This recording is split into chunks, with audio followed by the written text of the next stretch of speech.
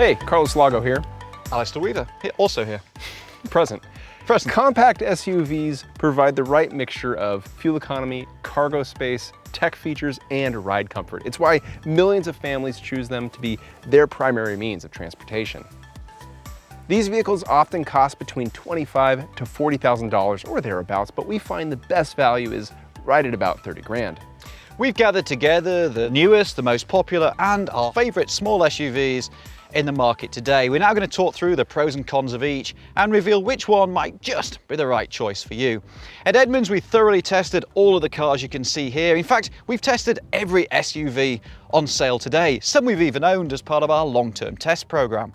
We're going to present these 5 vehicles in reverse order. That's from the lowest rank to the highest rank, just to make things interesting. There are a lot of vehicles in this segment, though, so many we actually couldn't fit them in this video. So if you want to see the ranking on your favorite SUV, be sure to visit edmunds.com/SUV. And if you are looking for a new car, be sure to check out edmunds.com/sellmycar for a cash offer on your old one. The Toyota RAV4 is an easy recommendation to those who just want simple, four-wheel transportation. It's totally competent at tackling all the needs of a small family and sells in huge numbers. It's just a bit, well, average in every way. And we should know. When it was new, we drove one through all 48 contiguous states, non-stop in a single week, over 7,000 miles. Yes, really, I literally spent 24 hours non-stop in one of those, which was fun. What do we like? The simple, well-built and generally quiet interior. You know exactly how to use most of the controls just by looking at them, and there are a lot of useful nooks and cubbies for storing stuff on long distance drives. In a world of ever more complex touchscreen systems, we really value these simple pleasures. The interior space is generous, as is the cargo volume, which is on the larger size for a compact SUV. On the downside, there's no way to lower the second row seats from the trunk, so shorter folk will have at least one mild annoyance when loading large items. The best thing we can say about the driving experience is that there isn't anything dramatically wrong with it. Just expect slightly lower than average acceleration, unless you get the seriously rapid plug-in hybrid. Otherwise, the ride balances comfort and control nicely, and the seats are generally plush and supportive. One big gripe though: the front passenger seat sits weirdly high and is non-adjustable up and down. You feel like you're sort of perched on top of the car. It's not good. While most of the RAV4 attributes are, well, average, the lineup does have a couple of standouts. One is a TRD off-road variant with an upgraded all-wheel drive system and all-terrain tyres. You won't outmuscle a Jeep, but it is better equipped than most other alternatives when it comes to adventure. The other is the Prime plug-in hybrid that offers 42 miles of all-electric range and around 5.5 seconds for 0 to 60. That makes it more efficient and quicker than the other options, but at a steep entry price of roughly $40,000. As for fuel economy, most RAV4s are rated at 30 miles per gallon combined, which is better than average. The hybrid gets 40 mpg, which is the best of any hybrid version of the cars we've selected here. Overall, the RAV4 is a pleasant SUV that rides smoothly, has a roomy interior that's easy to live with, and offers plenty of utility. It stops and handles confidently, and it's generally fuel efficient. The merely satisfactory engine and indifferent steering, however, prevent it from being a top choice for a small SUV. The 2022 Hyundai Tucson is the newest entrant in this segment, and it's styled to make a point of it. While the design may be polarizing, the rest of the Tucson is generally agreeable. Overall, as far as price, features, and comfort go, this is an impressive SUV with one major downside. First, the good. We really like the size and shape of the interior. The Tucson is a little longer and wider than most other small SUVs, and that means its interior dimensions are slightly bigger than most in key areas. Combined with generously sized doors and windows, and you have a vehicle that's as easy to access and easy to see out of as you might hope. The same goes for the cargo area as well.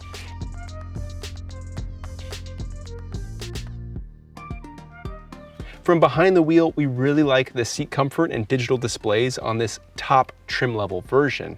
So what's the downside? Well, A small one is that those screens have touch-sensitive controls instead of buttons, and the center console isn't as clever as some leaders with regard to storage options. You could get used to those things, but our bigger frustration is the tepid, no, glacial-like acceleration from the standard 2.5-liter engine.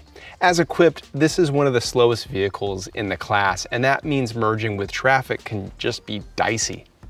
The fuel economy makes this even more of a head-scratcher because you'd figure if an engine wasn't powerful, it'd better be fuel efficient. This one, though, is less than mid-pack with 26 mpg combined with all-wheel drive, and that's why we recommend getting the hybrid version. It not only makes more power, it's among the smoothest of the competition. Its fuel economy is a significant improvement over the standard engine as well. If we were only comparing hybrids here, that Tucson would likely be our top recommendation. Also, you should know there will be a plug-in hybrid version with 32 miles of all-electric range in the future. For the time being, the Hyundai Tucson is an impressive crossover for the money. It's got a comfortable ride and helpful technology features that aid the ownership experience. We also like its upscale feeling materials, its class-leading warranty, and an abundance of cargo space compared with rivals.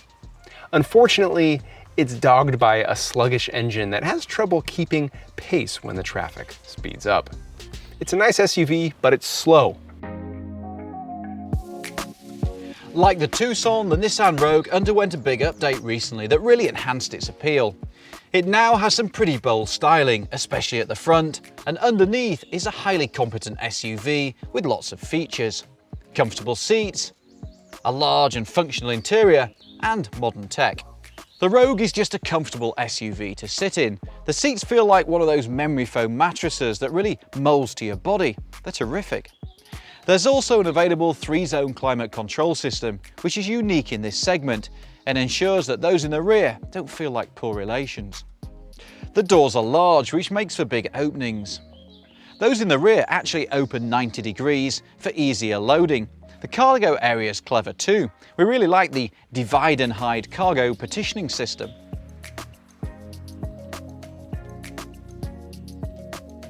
As you start climbing in price, the Rogue gets really impressive tech and interior materials.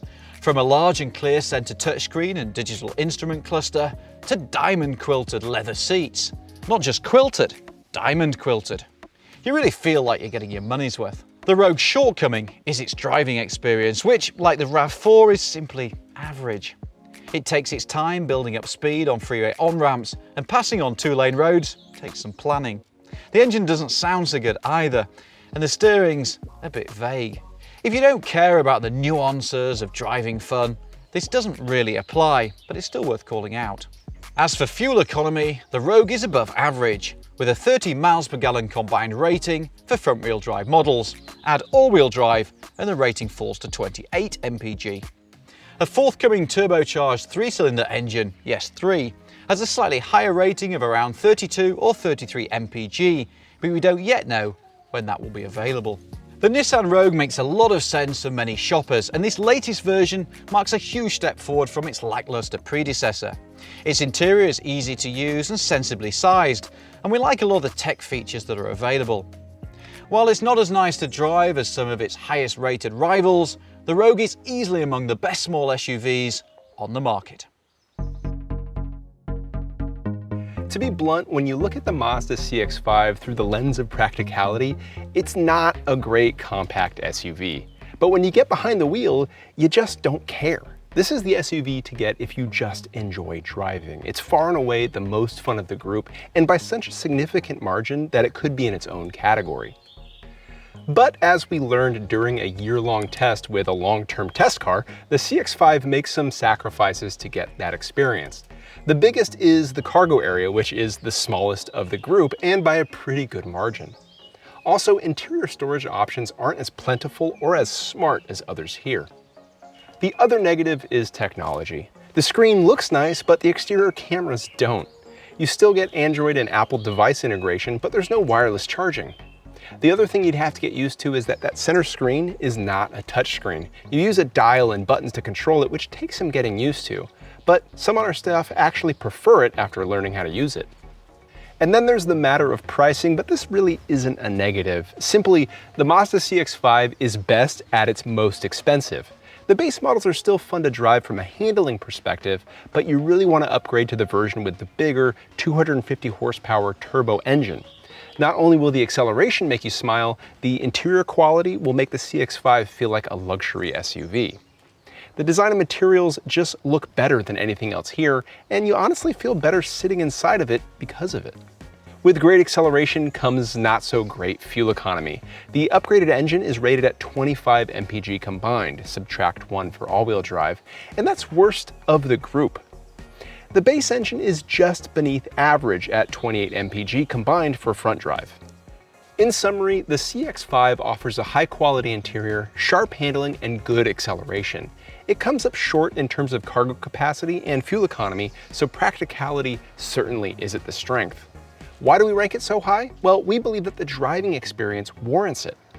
If you want more of an appliance, skip the CX-5 by all means. But if you actually want to enjoy your time from behind the wheel, the Mazda CX-5 remains one of the best small SUVs around. In our opinion, the Honda CR-V has been the best choice for most shoppers looking for a small SUV since this generation debuted back in 2017. Today, it's still a favourite of ours, but a bit like me, it is showing its age in a few areas. We owned a gas-powered CR-V as part of our long-term test fleet, and we've recently acquired a hybrid version. We put close to 50,000 miles on the gas car, which emphasised its strengths but also highlighted some of its weaknesses. First, the interior is exceptionally roomy and has tons of storage space and clever solutions for cargo, big and small. The large door openings and low step-in height make for easy access, like when you're loading kids or an uncooperative dog. And the seats are comfortable and easy to adjust. Though it's far from quick, acceleration is mid-pack in our testing, the CR-V makes for a nice commuter, thanks to better than average steering and handling, and a great ride quality. What are the downsides? Most of them have to do with technology, which makes sense because this generation of the CR-V is one of the oldest vehicles here. Like all the other SUVs we've gathered today, the CR-V's touchscreen supports Android Auto and Apple CarPlay, as long as you plug your phone in.